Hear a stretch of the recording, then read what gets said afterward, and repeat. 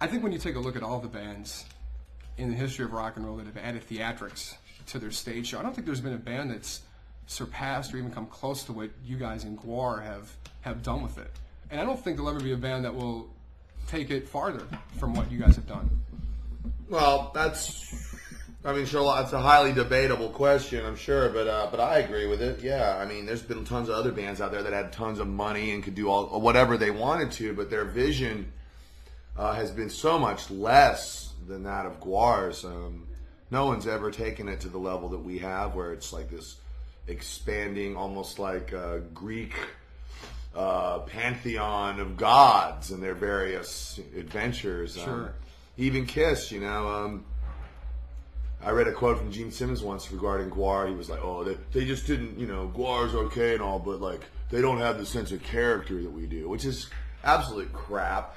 We've created characters that are totally divorced from our human personas. You don't get on stage as Dave Brockie. You're there as Odorous. I'm there as Odorous Urungus, and when I'm off stage, I take that costume off and put it in a costume box, and I get to be Dave Brockie again. Right. Which is actually, I think, keeps us a lot more down to earth as artists and musicians.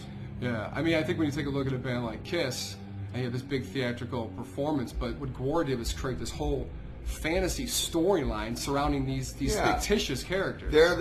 Kiss was a step that needed to be taken. They took the rock spectacle, added the real dark, like demonic kind of element, and definitely we learned from that. And but we also learned a lot from bands like the Butthole Surfers and the hardcore movement. We wanted to make something that was very edgy and surreal and not cool. Right. Not cool at all. The idea was never to be a big hit.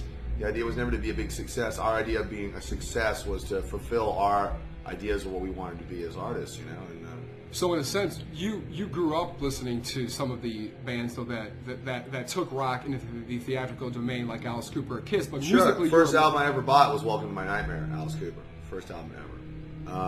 And I totally got into Kiss and stuff when I was like really young, like 10, 11, 12, back in the 70s. Then punk rock started to happen, and so I got that kind of schooling, and I listened to everything. I just, as long as it was hard and heavy, I was into it. I think it's interesting because I think there's an interesting parallel between Alice Cooper and GWAR, and that in Alice Cooper's darkness and his demonic persona on stage, there was always an element of humor going on with Alice. Yeah, I think we have a lot more to do with Alice Cooper than Kiss, because he had a very established character. Well, he had all kinds of different characters. The Steven character, sure. Cold Ethel, and all these bizarre creatures that he would bring out there. The guy with the big, the Cyclops and all that stuff. I mean, he definitely almost, and he would do albums that were like, almost like concept albums, would have a whole like little story that went through it. So, but never got too heavy-handed with it. So yeah, he was a huge influence on us, without a doubt. More so than Kiss. I always thought Kiss was like lots of flash and sparkle, but when you got down to it, they're just a stupid rock and roll band. There's more substance to Alice Cooper, I think. Much more. Yeah, there's more going on in his songs. I mean, even though you have a song like "Only Women Bleed," it's about women having periods. Right. But it's really not. It's really about abuse toward women. Yeah, sure, but everyone perceived it as the. But I don't know. I think he was right. I think he totally knew that. The parallel was there, obviously. Now, GWAR. Sorry, go on. No, go ahead. No. GWAR started out. You were going to art school in Richmond, Virginia, and you were in a band called Death Piggy. And that's sort of how GWAR kind of got all started? Yeah, we were playing in this ridiculous punk rock band called Death Piggy, and it was a total rejection of a lot of like the things that were going on in the hardcore scene.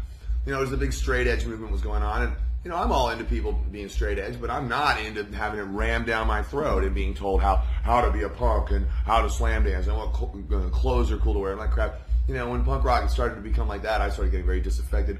I wanted to make a band that was just totally against that. So Death Piggy was just really silly. We wear stupid costumes, pour mayonnaise down our pants, roll around on the floor screaming.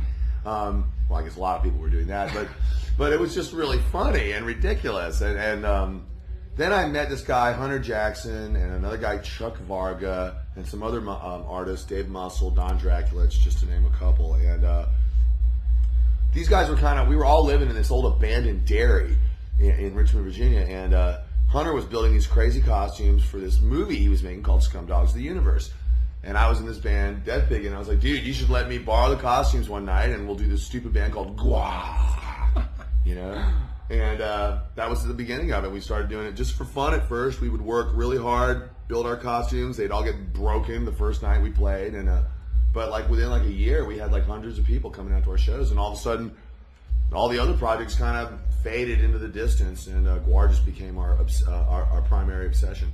Now, you were in art school, so did you look at it as performance art? Were you guys doing this as artists, you think? Or? No, we were just doing it as fun seekers. We were just like, yeah, we knew we were artists, whatever. We didn't want to make a big deal about it. We were, you know, in many ways, GWAR was a reaction against the formalized art school, academy kind of trip that a lot of these instructors, professors want to get you involved with.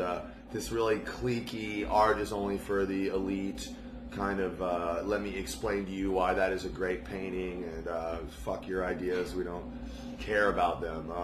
You know, cartoons aren't art, horror isn't art, fantasy isn't art, whatever.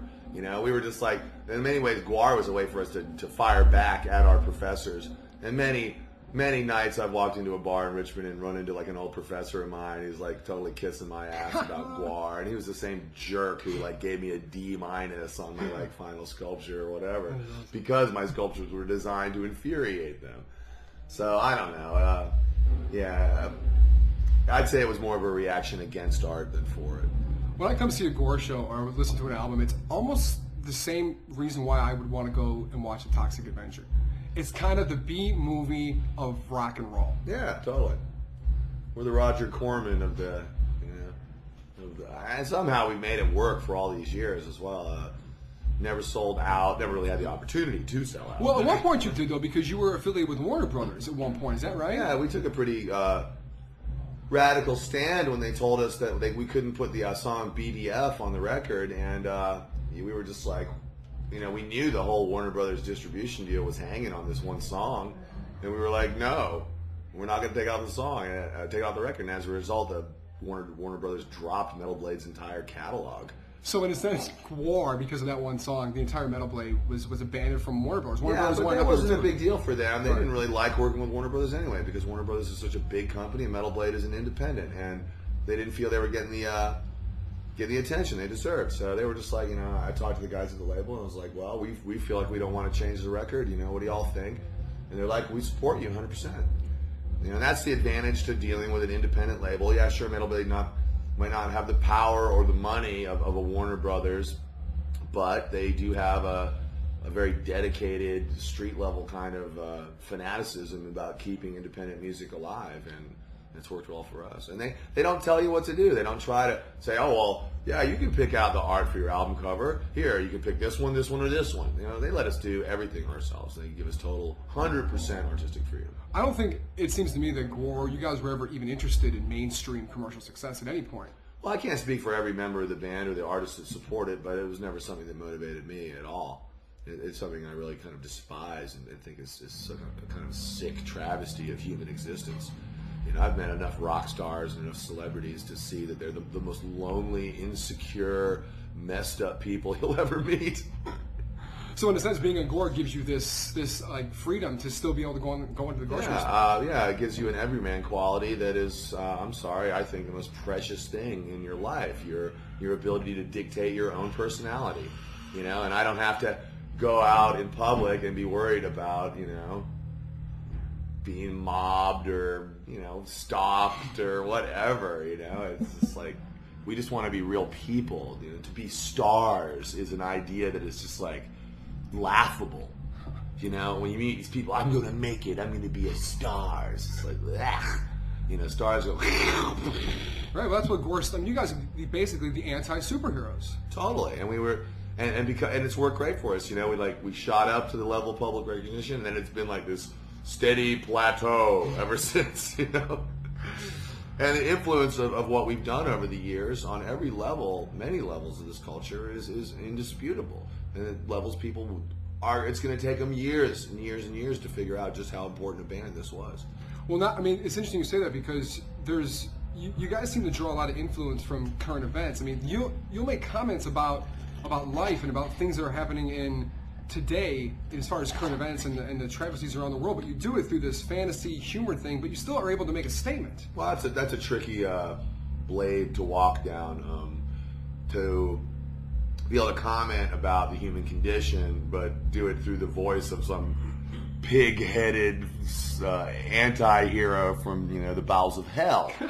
But and sometimes we've been more successful than other times. But yeah, you just kind of have to look at it from the point of view. Odorous observes the humans like a child would watch an ant farm. Well, let's talk about Odorous. Odorous Shurungus is basically the character that you play every time you step out on stage and you go behind the mic in GWAR. Right. Where did you come up with Odorous? Well, Odorous went through a lot of mutations at first. At first, he was just kind of a basic Antarctic warrior type. Then we started getting more into the latex and stuff, and he got more and more involved. I started out playing guitar in the band, and then our old lead singer, Johnny Slutman, had a nervous breakdown halfway through a performance and ran off shrieking down the street, throwing pieces of costume off him. Ah! And I was the only guy who knew the lyrics because I'd written most of them, so I was a crummy guitar player as well, so everyone kind of breathed a sigh of relief. And that's how I got the job. And then, after I finally was the lead singer, I was like, well, what am I going to do to make this guy great? And, I kind of wanted Odorous to be a horrendous train wreck of, like, everything that was bad and good about the archetype of the rock and roll lead singer. He's incredibly energetic and creative and sensitive, but at the same time, he's callous, egocentric, violent, drunk. He's on crack probably all the time. On crack, he's just like he's just a collision of just so many divergent ideas. But he's based around the framework of Satan. I mean, he looks like the devil. He's got the horns and the big pointy ears, But he's not so much like Satan that he's that it's obvious parallel. And that's the way he is kind of about everything. I mean, you can look at any rock singer out there, and there's an element of him in Odorous. I think there's also an element of Odorous being like almost human at times. There's moments where he'll get kind of sad they didn't kill enough people someday or something. And hey, he gets a little misty-eyed every now and then. Odorous likes to entertain emotions like people like to eat different types of food. He's like, I think I'll see what it's like to be compassionate. He does it for a little while, and he's like, enough of that. Crushes your skull. He's like, why are you half naked? It's like, I showed you compassion, now you will die. So he plays with idea like emotions like they're toys. He doesn't really understand what they are. Let's talk for a second about the concept of GWAR. The fact that the scumdogs of the universe came down on this planet and they now live in Antarctica, and then the manager, Sleazy P. Martini, found the band. Is that sort of what happened? Yes. The basic deal, yeah. GWAR was like these super aliens from outer space who were killing everything. And, the master created us to be his super scumdog stormtroopers or whatever. And we screwed up so bad repeatedly that he couldn't really control us, so he, banished us to Earth. But we continued screwing up. We created the human race by having sex with animals, and that really pissed off the master because he didn't want humans in the galaxy at all. He's like, oh no. So he froze us in Antarctica, and then many years later, Sleazy P. Martini, who was on the run from the IRS, was shot down. Was this before or after you killed off the dinosaurs? Oh, we killed the dinosaurs. That was sank Atlantis. There's a litany of failure for GWAR. And then, then Sleazy, we were just trapped in Antarctica, and then right around the same time, it was the late 80s, there was lots of bands like Poison around, lots of hairspray, lots of fluorocarbon issues, big hole in the ozone. It melted the tomb, and GWAR came to life again, and Sleazy P happened to be there with a big bag of crack. And the rest is history. Yeah, and AIDS beer. GWAR got that going as well. And so GWAR's mission, from what I understand, is to basically get rid of us filthy humans off this planet. Well, they understand that they did offend the master when they created the human race, and they also do like to drink blood and eat human flesh. So who doesn't? Who doesn't? So I don't know. I don't really know why GWAR is killing everyone, but they are. Are you surprised at the flack the band's received after it's so obvious that what you guys are doing is humor? I'm surprised we haven't gotten more. We go out of our way every year to offend and piss off as many people as possible, and I haven't been arrested for 7-8 years. You were arrested in 1990, though, I believe. Shit, that's 12 years ago? I guess that is. Wow. Obscenity charges in your hometown. In my mind, it's 7 or 8 years. But So was that the last time that happened, though? It was in your hometown? I almost got arrested a few months ago in L.A. doing a presentation at the Hard Rock Cafe. I presented an old cuttlefish of Cthulhu to them, and You know, I was like, you understand what you're getting into, right? And they're like, oh yeah. And like they wouldn't even give me a dressing room. I had to like get dressed in the parking lot and like walk like a half a mile into Universal City in LA. As odorous Urunga. As odorous, my ass hanging out and the cuttlefish dangling to mid shin. And the cops just like went berserk, you know. They like totally followed me. They were just like, they wanted to arrest me, and it was just like, I just kept my head. I was like, look, these people invited me here. They know what I do. They know what GWAR is, and they wouldn't even give me a dressing room. So if you want to arrest anyone, arrest them, you big fat pig. And they let me go. Turned out one of the cops was a GWAR fan. I was like, I'll hook you up with some guest lists. Just get these cuffs off me. I'm like, give me 2 minutes. I'm out of here. And then later I was like, shit. I should have mouthed off more and got arrested. I could have, really used the publicity. That would have been odorous Urunga's being arrested. Well, the thing I was worried about is I just built a brand new, I didn't do it by myself, but we just produced a brand new odorous costume, and if you get arrested, they confiscate everything. They keep it forever. I never got my cuttlefish back from North Carolina. It's probably in somebody's house somewhere. Like, yeah, that guy from GWAR still got his dick. Are there places that you guys still can't play because Obscenity's basically Richmond is still a big problem for us. And that's your hometown. We haven't played in our hometown in like 5 years. They're so terrified. What do they think is going to happen? Well, it's just the city is very conservative, and the college is trying to take over everything, and so they're trying to run out all the bars and live music venues. And a really easy way to do that is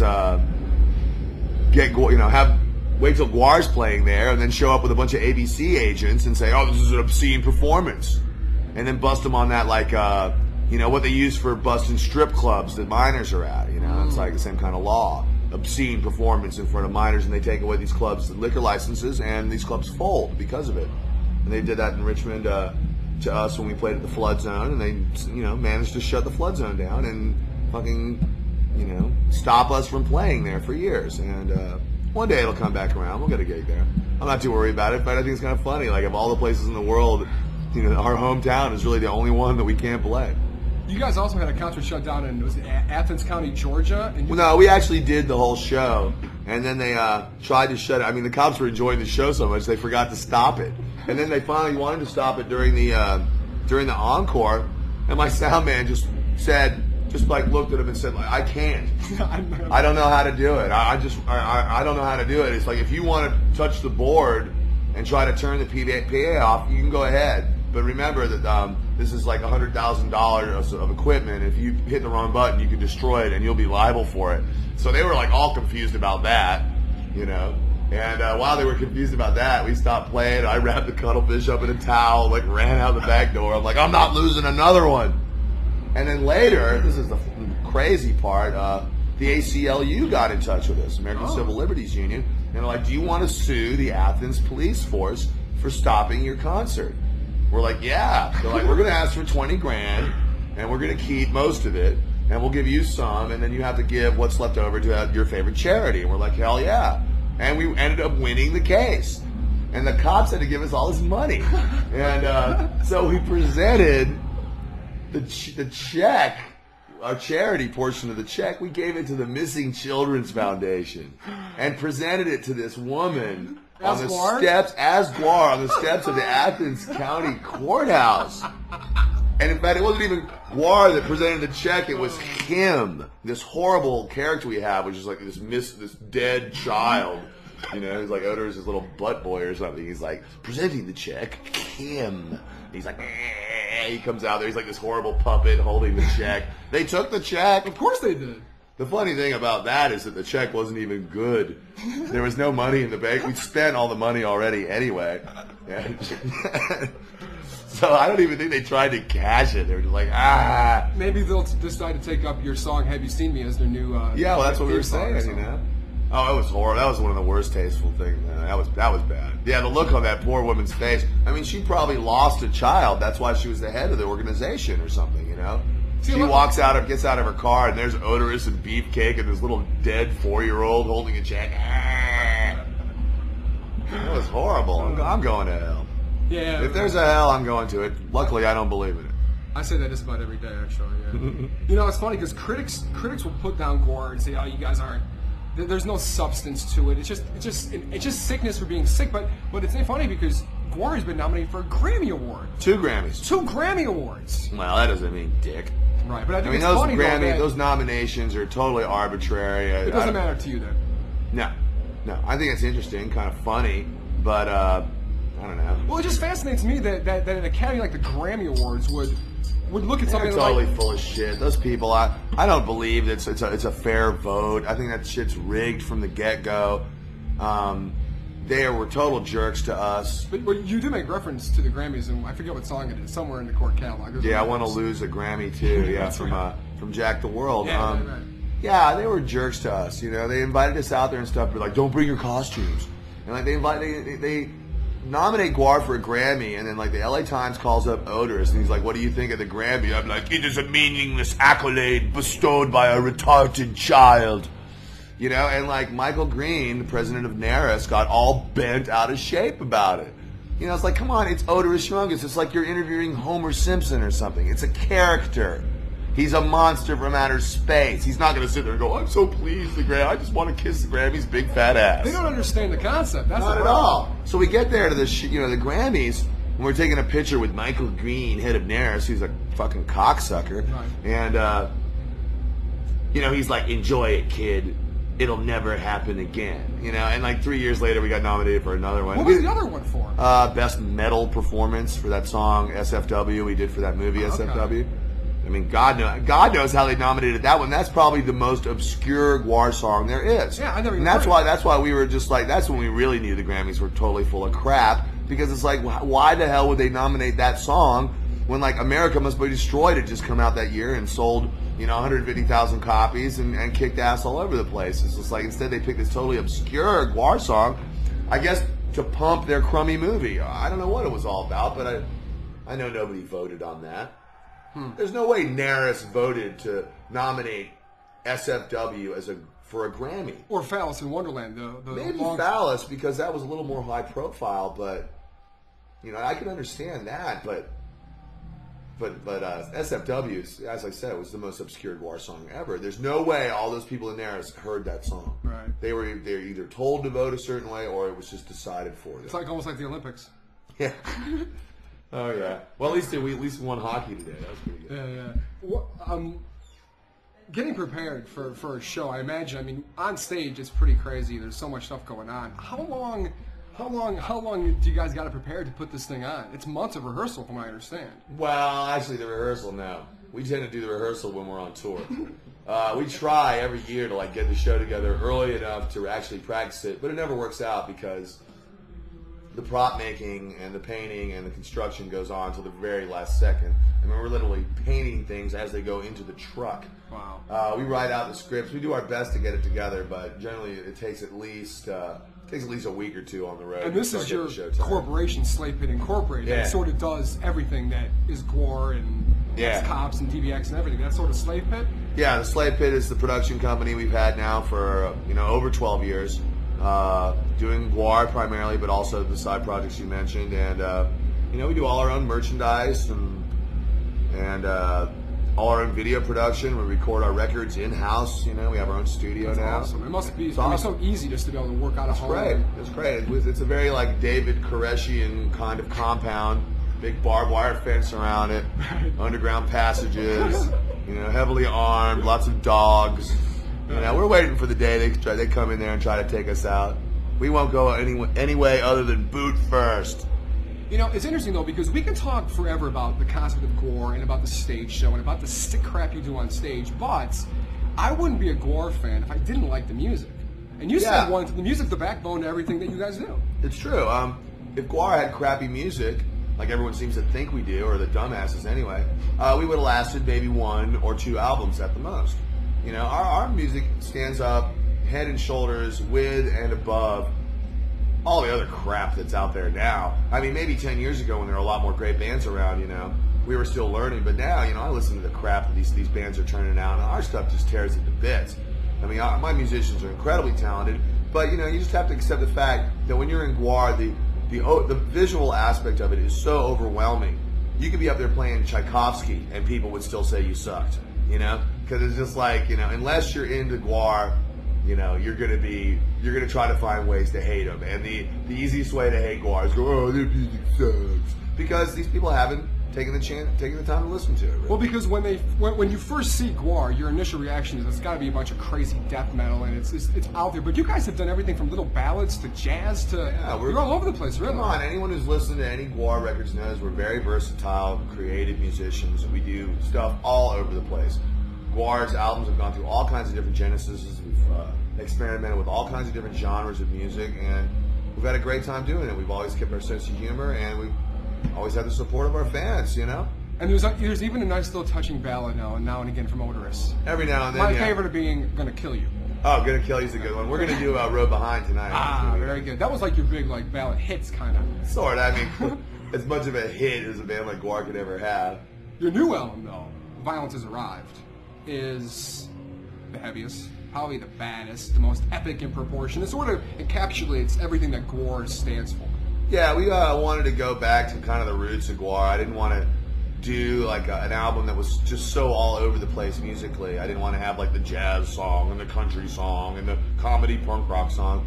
We really wanted to just go for an unrelenting, you know, haze of murderous metal, and that's what we got. And the show reflects it as well. The one we're doing this year. We didn't bring quite so many people with us on this tour. Well, I noticed on the album as well, the only people that are featured are just the band members, which well, usually that was by design. Yeah, we're like, actually, I was just kind of sick of having everyone involved with everything. I mean, let's let people do what they do best, and let's have them do that. You know, instead of people coming on the road and you know, trying their best to do a good job for GWAR, but like, I don't know, it just gets to be a real jammed up situation sometimes when you have 20 people on the road with you. I don't care how well you get along, there's going to be problems. So this year we're like, let's streamline a little bit, try to make things roll a little bit more efficiently, and it's working great. Everyone's come up to me and telling me this is the best GWAR show they've ever seen. Is it best in the fact that it's bigger and sicker, or maybe funnier? Perhaps? No, it's focused better. It's not as funny either. Odorous is way more hateful. You know, they love it. I've never been so mean to the audience before. They're just like, yes, we love it. I think it's why bad wrestlers are so popular. People like being treated like crap from their hero. They do, but you know, and they know it's all in fun. Sure. You know, they're just like, this guy doesn't really hate me. You know, we're just GWAR fans understand that it's all for fun, and they understand the humor. So. But I think the people who don't know GWAR, they don't see it. I think people that come in here and don't really understand the concept, or come in here with a preconceived notion of what GWAR is, they're going to get offended by it and think it's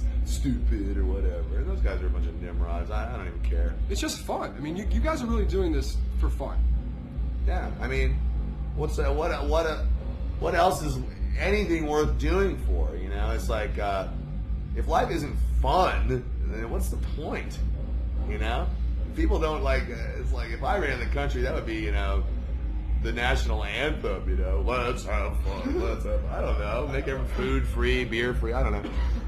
You know, it's just, it's for fun. I want my life to be fun. I want to have a good time, but at the same time, it's funny, but it's scary funny because we're so damn good at what we do, and such a concept that is so radical and ridiculous and out there, it has proven its legs now for years and years. You know, I've seen them come and go, and GWAR's still here. You know. We talked about the music for a second, but I want to just bring up, I always love, in every GWAR album, there's always one or two standard hard rock, kind of rock and roll songs. And it just always cracks me up when you have a song like Slap You Around. It is just so rock and roll, sing along, and have a good time, but slap your woman. You know, it's just absolutely... I know, the lyrics to that song are totally horrible.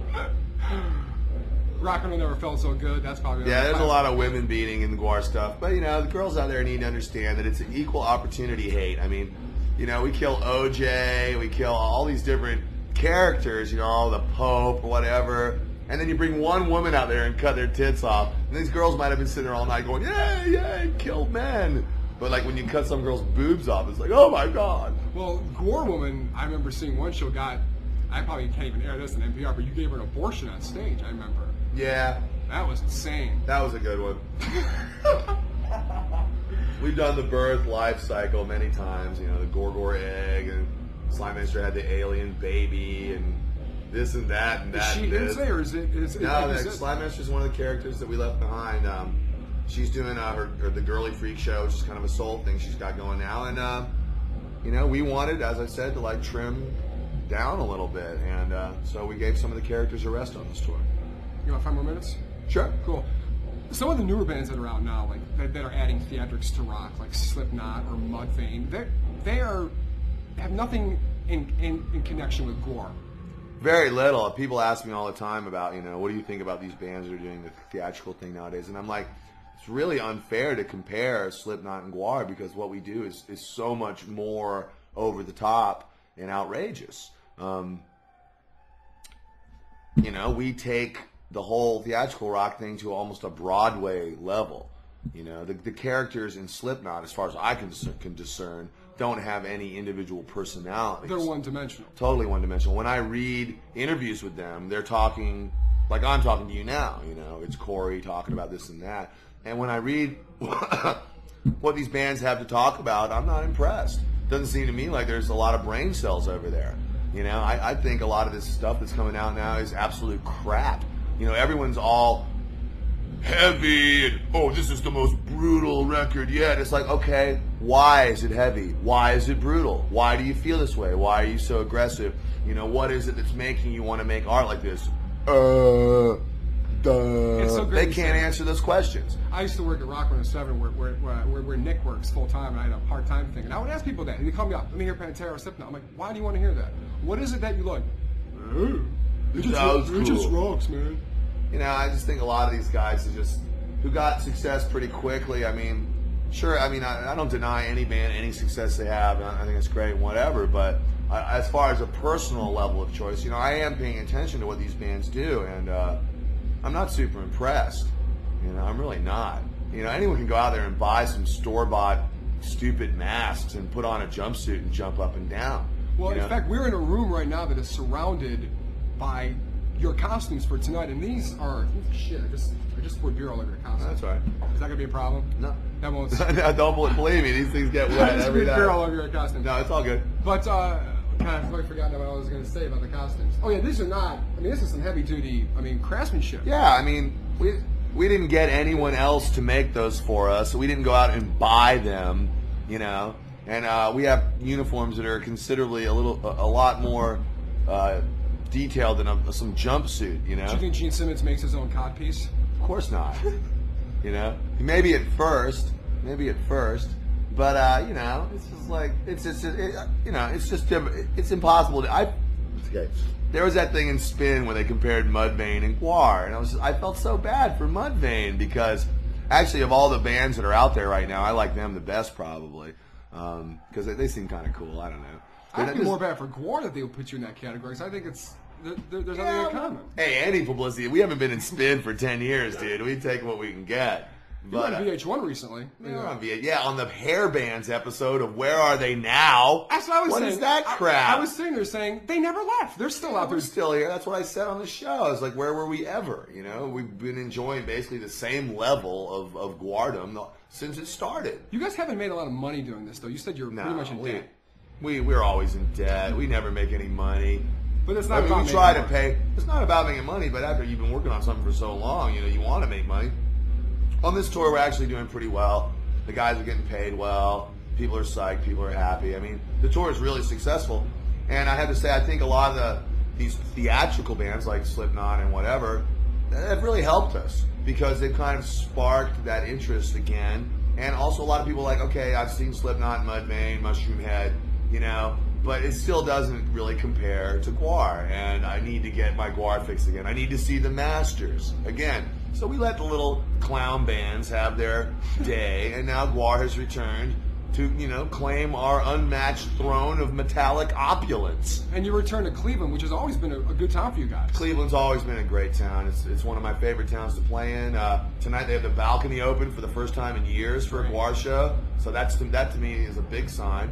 And I think GWAR is resurging really big time this year. Well, it seems that metal in general is resurging, even if it's not metal. Well, it's weird. It's like it seems to go a lot with who's in the White House.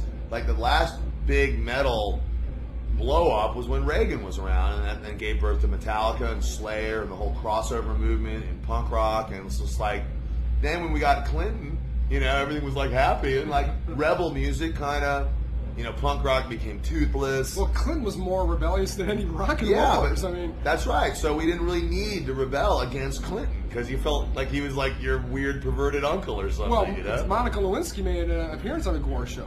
Oh, of course, yeah, and Mr. Clinton. I mean, they were both in there, humping and stumping and delivering aborted fetuses. It was beautiful. It is beautiful. Were you at all concerned about releasing this new album, Violence Has Arrived? It's a pretty violent album at times. In fact, the last song, Happy Death Day, you make reference to Columbine, you make reference to Oklahoma City. Yeah. Were you at all concerned about releasing this after September 11th? No, I thought it was the perfect time to release it. There was never a doubt in my mind. In fact, it was almost like destiny.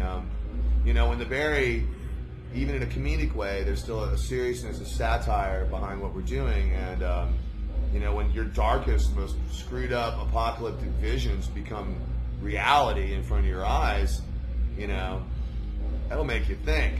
But we didn't want to back. I mean, the album was called Violence Has Arrived a long time before September 11th. We knew what the title was going to be, and then when September 11th happened, we were like, whoa, A lot of bands backed off immediately of their, changed release dates, this or that. We're like, no, we got to go forward into the breach, unassailable, taking it. GWAR's gonna take the point here.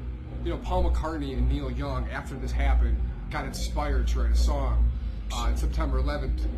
Do you think, did Odorous get inspired at all to come out with a new hit single for September 11th? No, I think the Happy Death Day song, which was written before September 11th, is the perfect song about September 11th because it's leading up. The song is saying, look, this is what's happening, and unless you do something about it, it's going to get worse. And then boom, it got worse way before we even thought it would. So even in the stupidity that we often find in GWAR and the humor, here's a song, even though it's sort of tongue-in-cheek and funny, there is an underlying kind of message going on. There is in all of our stuff, we do totally reject many of the elements of modern society. I can't speak for everyone in the band, but I know I don't appreciate having to pay out the ass for medical insurance, being treated like a slave, being totally stripped of your will and your dreams and your glory as a child, and just being led to believe that all you can be is some kind of cog in some corporate machine, or even worse, a member of a minority group that's going to be just basically live in economic enslavement your whole life. I mean, let's look at our country. The whole world hates us, and it's with good reason. We've been going around the world blowing the shit out of anyone that didn't get in with the new world order. And it's really easy to condemn people like Saddam and Osama and whatever. But if you really dig into it, there's very real reasons that these people are so upset, and they are been driven to these kind of acts, as despicable and horrific as they are. We have to blame ourselves for a lot of it. Ted Turner stepped up to the mic the other day and said something very courageous. He was like, September 11th wouldn't have happened if, 4/5 of the world didn't live in absolute gutter poverty. And he's right. There's more than enough resource and supply for everyone on this world to live a happy, safe, comfortable, healthy life. But instead you have the rich MFs that they're not going to back off of it, the rich white power structure, whether you want to call it, I don't know what you want to call it, it's horrible. I never believed in a great conspiracy, but I do believe that the government is filled with all kinds of different power factions that are primarily interested in the continuation of their own power. Will we see elements of September 11th brought on stage tonight, Osama bin Laden? Yeah, we're going to skin Osama. And then George Bush comes out to give us an award and we chop his head off. That's great that you get to do this. I mean, you must just get off every night being on it's great. It's like literally GWAR brings out the sacred black cows of society. It's the worst of humanity. And we kick the shit out of it. We destroy them, and we hope, and to make it as basic as possible, I hope by symbolically destroying the symbols of what I hate about the modern world, that I can somehow destroy the support that these symbols enjoy. I feel like when I'm chopping the Pope in half with a giant battle axe and feeding him to Gorgor, I feel like a termite chewing at the columns of the Catholic Church. you know, just gnawing away at the root of it. Not to say that the church is, you know, an evil entity, but let's face it, I mean, is it good? You know, or is it just a business? You know, like Miss Cleo. You know, that's the way I see it. I want to interview Miss Cleo. I have this idea to interview her. I give Miss Cleo and the Pope just about the same amount of credibility. You know, they could both kiss my ass. John Edward. Who's that? You've seen the guy in Sci-Fi, now it's Syndicate. He can talk to the dead for you. It's really freaky. That guy's an entertainer, Sure. and the Pope is a celebrity. And you know, if these people in the Catholic Church or the Christian Church, or the Vatican or whatever you want to fucking call it, if they really cared about people, they would take some of that money of theirs and start doing some good stuff, like hydrating the desert or figuring out a way to get everyone food. You know, and it's just like putting pressure on governments to stop building nuclear weapons and try to do something good with our money, you know? Push for things like unilateral disarmament, ideas that are just like so way ahead of us, you know? We can't even grasp it. The idea of like the whole world being disarmed, oh my gosh, you know? We could never do that. Well, we could if our leaders would take us that way, but they won't, because they're afraid of the other guys, and we all have to be strong so we can blow the shit out of anybody who comes against us. But do you think that by being in GWAR and getting that stuff out, that your message is going to get to those people? Or do you not really care? I don't really care if it gets to those people or not, but if it gets out to the people, that, you know, I'm into that. How much longer do you think, just two more questions real quick. How much longer do you think... Yeah, the food shows up. I'm sorry. It's okay. How much longer do you think the GWAR is going to survive and last and continue on? GWAR will go on forever, even after we've stopped putting out records and albums. It will just, the idea of GWAR will last. Everyone will always remember what we did, and they'll draw inspiration from it. But as far as like keeping the band together and touring, I don't know. I look at guys in the NFL who are in their 40s and still playing cornerback. You know, I don't feel, you know, that's a ways off for me. You know, I don't feel any degeneration of my body. I don't feel any erosion of my spirit or my ability. And I think we'll keep doing it as long as it's fun, as long as people want us to do it, and as long as our bodies can physically meet the challenge. If there's one thing you want people to get out of the GWAR experience, what is it? That they are masters of their own destiny, that they have the ability to do anything they want with their lives. We were a bunch of pimply faced art school students, and somehow we took from chaos the material to create what I believe one day will be hailed as one of the most important rock and roll bands in history. And we did it without any support from any crappy huge label or anything. We did it with creativity and hard work and a lot of really talented people. And I hope that inspires people to follow their dreams, because you really feel like as you go through the educational system, they try to crush that out of you. They really want you not to try to do that, you know, so you can just go be a little corporate cog or work at Kinko's or something. And, you know, you can follow your dreams, and they will take you places like the belly of the world maggot. Dave Brockie, otherwise known as Odorous Urungus of the GWAR. Thanks so much for talking.